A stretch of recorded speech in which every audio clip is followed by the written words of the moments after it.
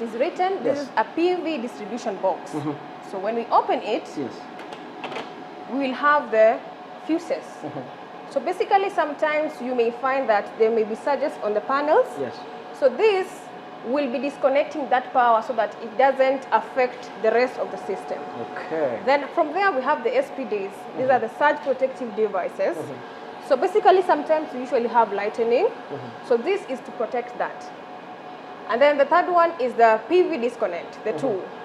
So this, that to regulate the amount of power which is going to the inverter. In that sometimes I want to repair something on my panels, I don't have to come and switch the whole system off.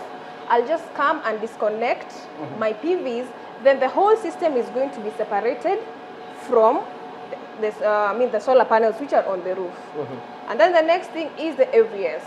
So in this system, we have incorporated KPLC, which is the utility, and solar.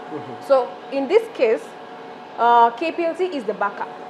So just in case the client feels like he wants to do some construction, things like welding, which are going to take some time, he's at liberty to use it. But then we have the AVS, which regulates what goes into the inverter before in or out. So shortly, in your system, it means the solars is the main system, and KPLC comes as the backup. It can automatically switch. It can automatically switch. What is this? So this is the power inverter. So this is the main guy who does all the magic.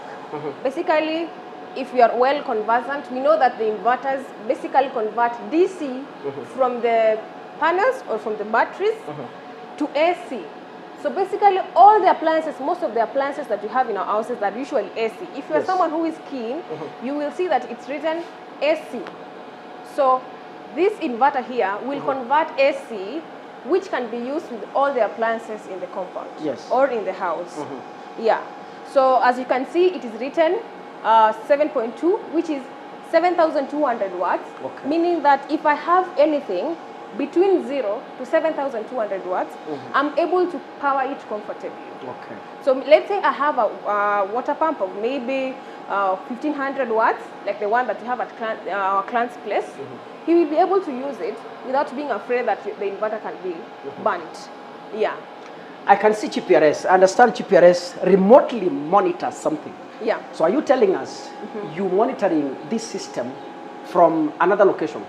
So basically, and what is the importance of that? So that is a very good question. We have the GPRS here. So this is to help us, the installers, the client. So just in case, like our client who is in the diaspora, he would want to see how the system is operating, and in case there's any problem with it, he's able to assess it very faster, even before we know it. And for this, it's also help us to monitor on how the system is performing. Sometimes we may realize that there are times in the environment or in the climate that we have bad weather.